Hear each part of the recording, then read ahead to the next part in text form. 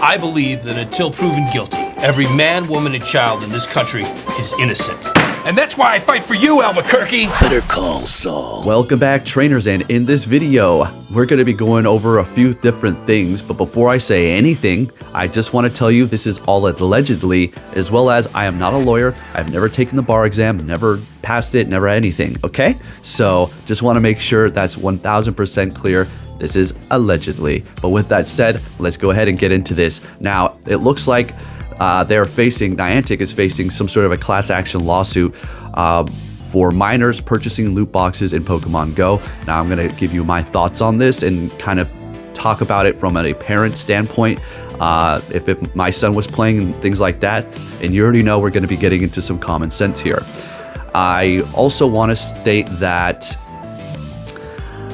well, let's just get into it. Okay, so let's start. So what is happening here? So apparently there's been a couple of these, one back in 2001 and now happening again, okay? So they're claiming that when they were a minor, they were purchasing loot boxes in Pokemon Go.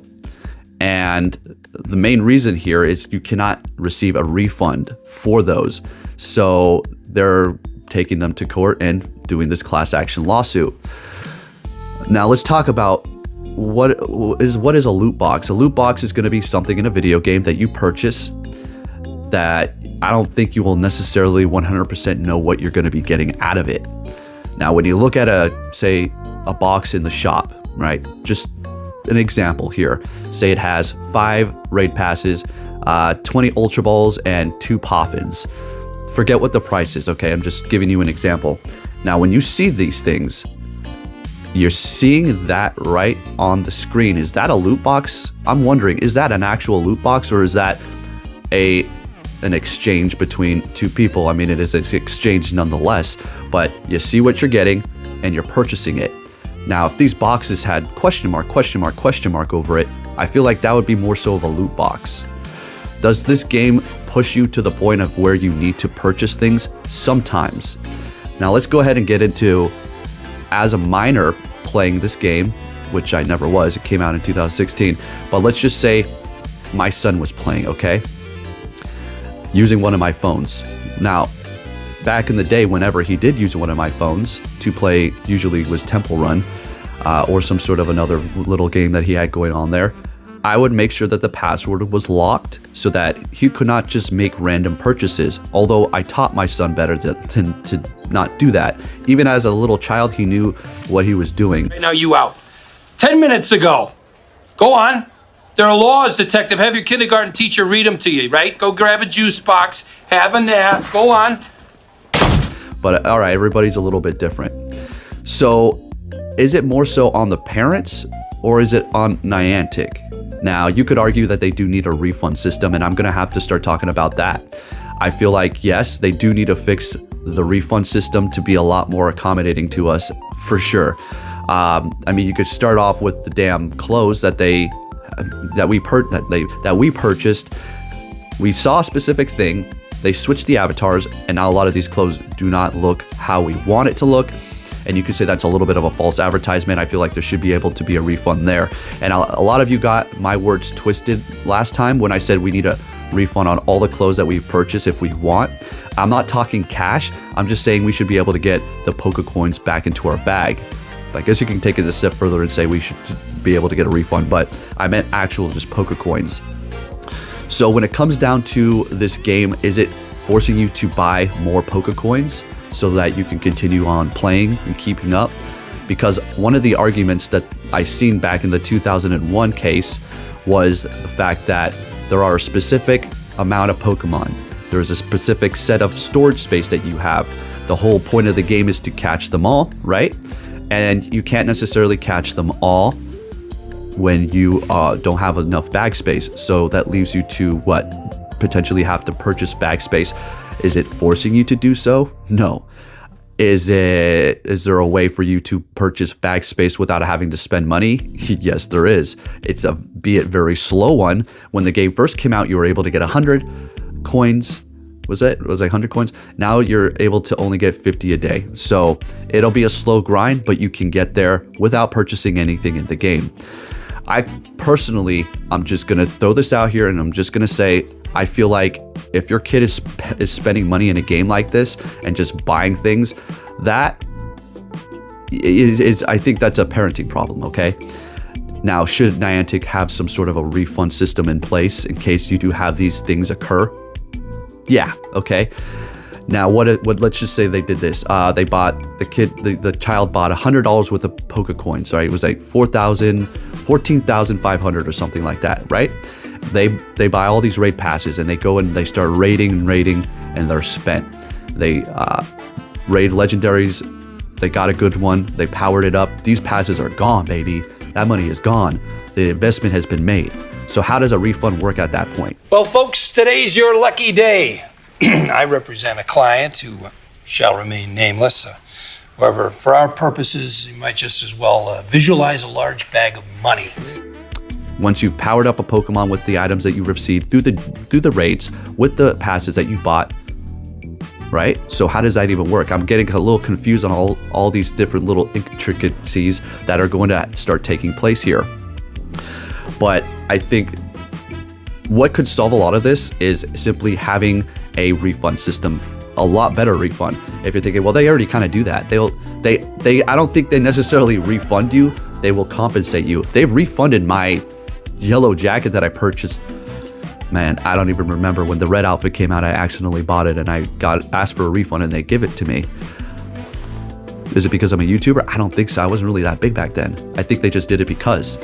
So do they do that nowadays? Not too much. No, they say, sorry, too bad, so sad, get over it. That money is now in our bank and you just take your little boxes. But is it a loot box?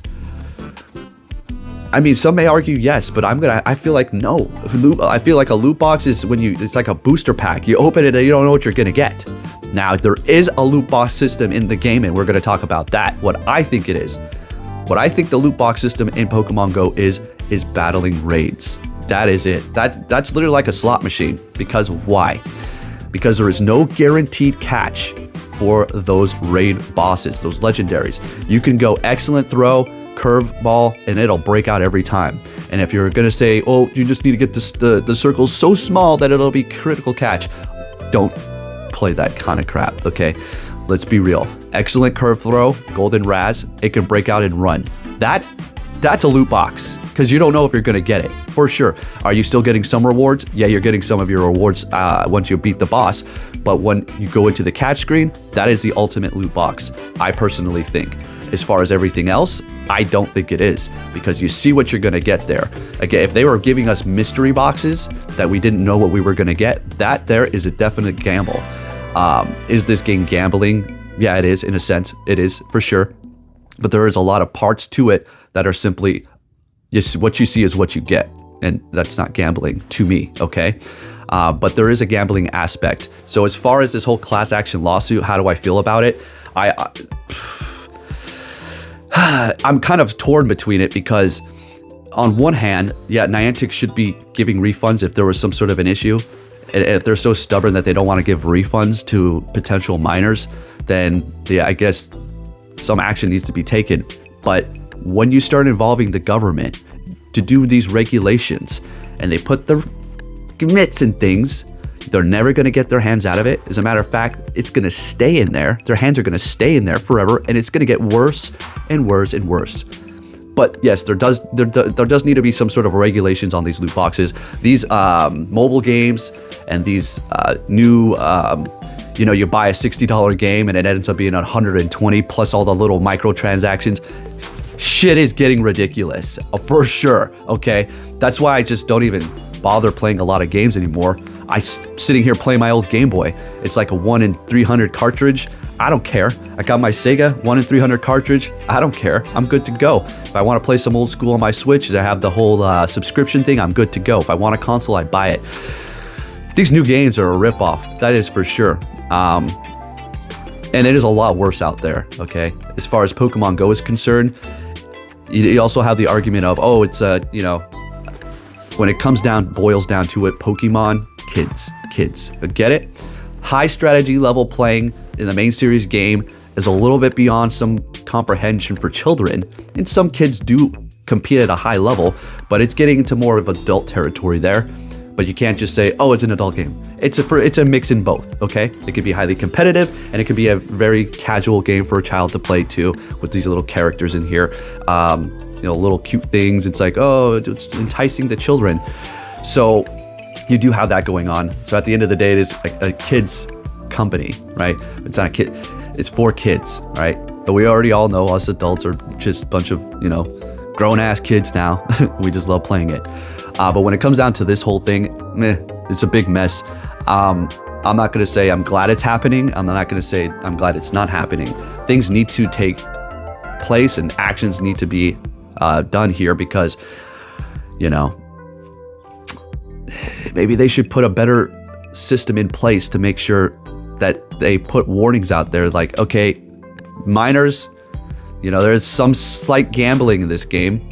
I don't know how they're going to do that with it being Pokemon, but there is, okay? There is gambling in it. Going into that raid, it's literally like pulling the slot machine, quite literally.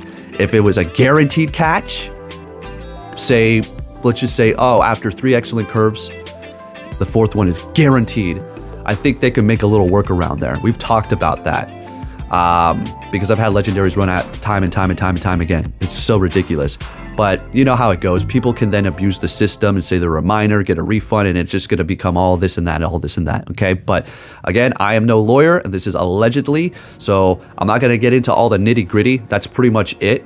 There's another class action lawsuit going on. And that's what's going on here, okay? I personally think monitor your kids better, put passwords, and if anything, if you're going to let them play on a phone, then remove your cards from there. If you're like, oh, that's too much of a hassle, okay, then what's the big deal then? If you don't care enough to remove the damn card from the phone, then you shouldn't really care when they start making all these damn purchases. It's not that difficult. It's so crazy. It's like they want government to watch them now, okay? Or they want all these regulations. Like, what do you want? But that's just my common sense. I don't know. Anyways, folks, there you have it. If you did enjoy this video, please give it a thumbs up, and I'll catch you all next time. Take care. Food for thought, yeah?